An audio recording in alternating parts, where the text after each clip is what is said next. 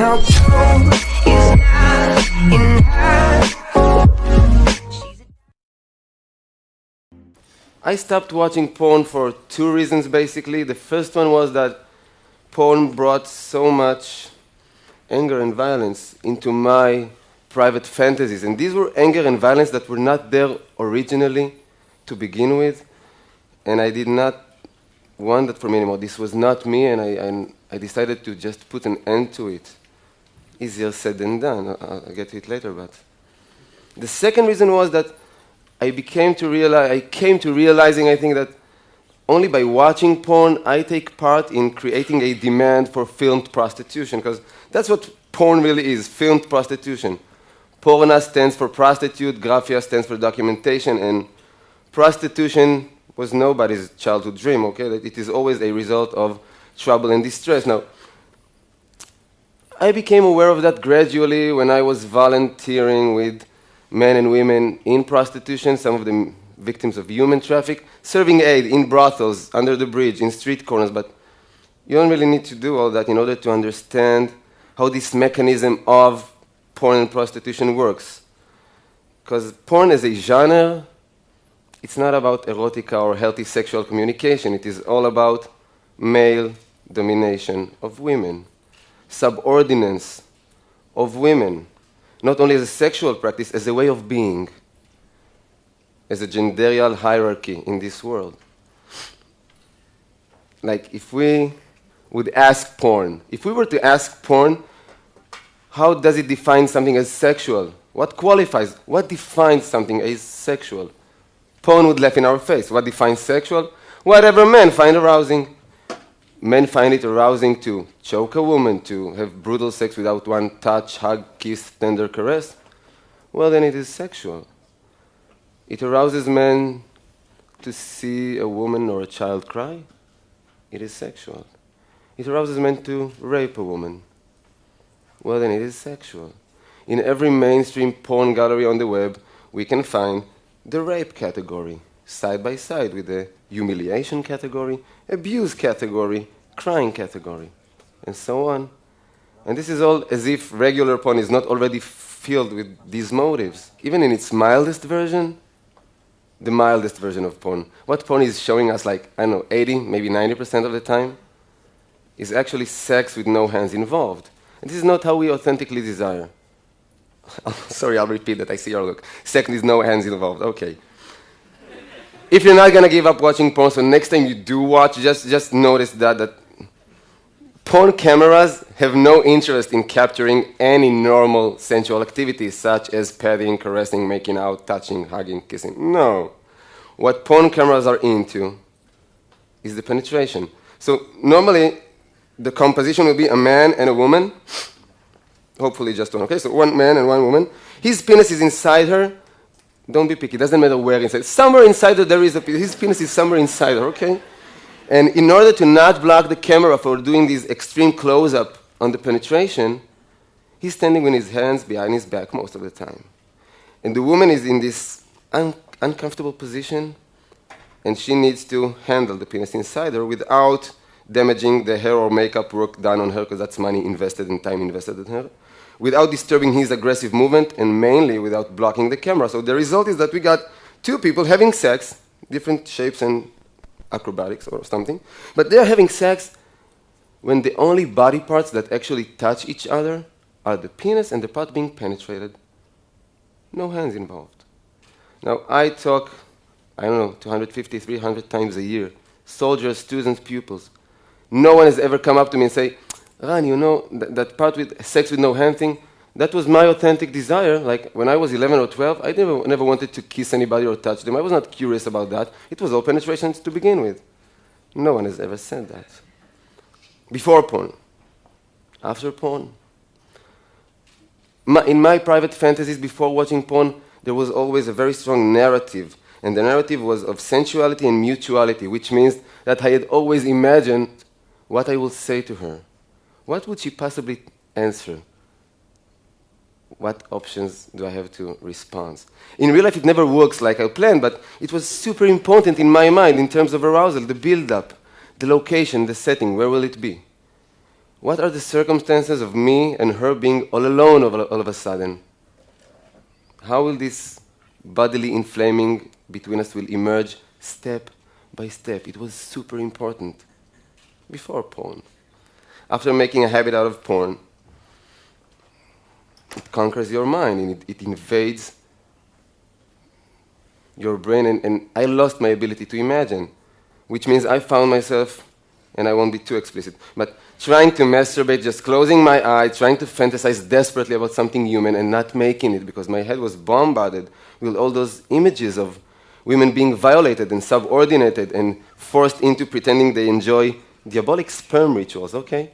So this is pretty much the result. And we are all vulnerable to pornography. It's not just young people. And we should be very careful, I think, with not only what we put into our bodies, but in terms of food and nutrition, in what is the nutrition of our mind? Because everything we watch invades us. I'll give you a short example from non-sexual areas. I came back home, and my beloved one was watching some cultural junk. She was watching a karaoke show, auditions, the one with the chairs spinning. And we don't have a TV set back home, okay? We don't have a TV set back home, but only because it allows us to falsely present ourselves as deep and profound people. Wait, I know, no, I never heard of that. Mastectomy, who? Angelina, no, we don't have a TV. We watch every cultural junk possible, okay?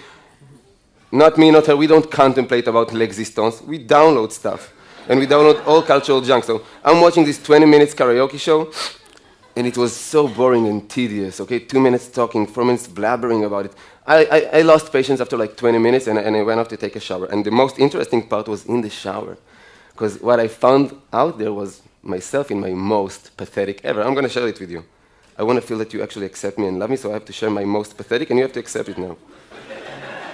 I don't know until I got over myself if it took me, 5, 7, 10 minutes to realize that I'm standing under the water in the shower, pondering severely what would have been my song for the auditions. Deep and profound, mind you. I won't be doing this Rihanna, Lady Gaga, I'll be doing Mercedes Sosa, Como un pájaro libre. I'll be doing a cover for Bob Dylan's Blind Willie McTell. Ain't that deep and profound? I had to realize that I'm an idiot because I have no talent for music. More than that, I never wanted to be neither a musician nor a single songwriter. This was never a part of my inner world of wishes. Okay, but I'm a human being. What can I do? I was watching that for 20 minutes. It entered my brain for a while. So if we take this example and we just try to measure or estimate the impact of 20 minutes of watching no matter what, how it invades our mind and conquer our wantings and desires, let's just try to imagine, or I can share with you orally, what is the impact of 20 minutes of watching porn once, twice a week, nothing unmoderated? It's overtaking. And porn is in our households whether we want it or not, and I believe that it does not agree with our well-being. And because we have internet in the Western world all over the place, almost in every cellular phone now, we've got 90% of 12-year-olds watching porn on a regular basis. And it has both an addictive effect and a paralyzing effect. It's addictive because we develop somewhat of a dependency in porn, but the paralyzing part is because, mainly for young boys and men, because porn is teaching us that as a man, you are solely valued in sex by having a large penis and an eternal erection. According to porn, being a valuable sexual partner does not relate with being sensual, passionate, attentive, generous, well-coordinated. None of the above. It is all about large penis and eternal sunshine, which we don't possess. So boys become paralyzed, and if they don't become paralyzed by watching porn, very often they turn into imitators of what they saw, which means they become aggressors. Aggressors, even when emotion is involved. Like, there is so much sexual abuse going on nowadays within the confines of what we perceive from the outside as beautiful teenage love stories or healthy adult relationships, because we don't really talk about sex. We just see it all over the place. We don't really talk about it. So what goes on in the confines of a certain room, but these are all sexual mutations that happens. If we talk about women, it's not only that, but young girls and women get the message Not only from hardcore porn, but from our porn-influenced mainstream culture. Have you seen any Miley Cyrus, Lady Gaga video clip, commercials? That's porn with clothes on it. So girls get this notion that if you want to be worthy of love, first and foremost, you have to be worthy of sexual desire. And now, the definition of sexual desire almost equals be like a porn star. So I work in dozens and dozens of high schools and junior highs. In every single one of these schools, I find girls that at a certain point agreed to be documented in an intimate situation because they wanted to please some guy that they had feelings for. And this guy misappropriated their trust. Always same story, so he sells it on WhatsApp application or on the web, in the internet. And normally nobody even addresses him in terms of moral. But it is always girls that suffer from shaming and mortification. They can change school, they drop out normally, change school, move to another city, and still be haunted on social networks. They develop clinical depressions, severe eating disorders, as if we don't have enough reasons in our culture to develop eating disorders. They become so isolated socially. So some of them, like Amanda Todd, rest in peace, some of them actually commit suicide because they find no more value in life or in themselves. So porn is not only in our house, it is a capital case. It is not a minor phenomenon in our society. It is a question of life and death sometimes. It is mainly a question of life and death for the people who participate in porn, because porn is not an embodiment of freedom of speech, freedom of occupation, blah, blah, blah. No, it's an embodiment of sex exploitation, working side by side with human traffic, raping, pimping, solicitation. For every one porn star with a book contract or a production company, we've got hundreds of thousands of women and girls who does not survive out there. Literally, they just don't make it. The sex industry just, how do you say, chews them up and spits them back into brothels, into hooking in the street, escorting, massage parlors with happy or unhappy ending, depends who you ask. And I'm not joking, this is serious life. This is the whole spectrum of prostitution. So many of them doesn't even make it to the age of 50. I'm talking countries that the average life expectancy is 75, 76 years now. They don't make it to the age of 50, for reasons mainly. Drugs, STDs, sexually transmitted diseases, being murdered by a John, a pimp, a boyfriend. And the fourth reason is suicide once again. Because if you're a prostitute, on camera or off camera, you're in the situation that we can refer to as social death. We have all sat in the dinner table with people who probably consumed prostitution, that have been to a brothel once, twice, at least. We never sat down to the table with a prostitute, not with a declared one. So that's social death. It is not glamorous, not at all.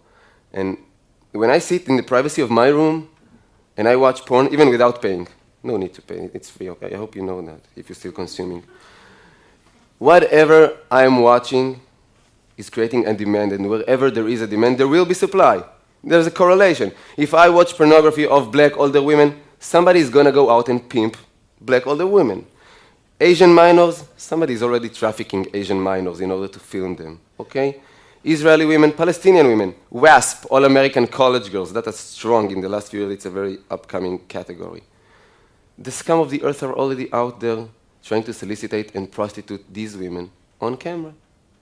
So I stopped watching porn for my personal well-being, my intimate communication, my private erotic life, my, reclaiming control and responsibility over my mind. But by doing that, I actually stopped contributing to this horrible sex industry, and that's a good thing to do, I believe. And I would really like to propose that notion of physically and emotionally safe sex. Emotionally safe sex. It does not mean going back to be conservative or unliberated sexually. I'm all for sexual freedom. It just means that we need to put genderial hierarchy aside, subordinates aside, and bring back in, let's just say, laughter as a critical mass for intimacy. Two souls, two humans, two souls alone in private. Can they please have a laugh together? I don't care if they know each other for a decade or for an hour. If two souls alone in a room does not manage to have a laugh together, what good could possibly grow there, sexual and non-sexual? That's emotionally safe sex. I've got so many things I really want to share with you, but I feel like my time is almost up. So I just really want to ask for us to speak about these issues more, because I strongly feel that our history of silence never did us any good, because silence only perpetuates more silence, while talking normally gives birth to more talking, more sharing, more identification, more awareness, more change. Small change in our small, humble life, but real change, a true one, emotionally safer. Thank you for listening.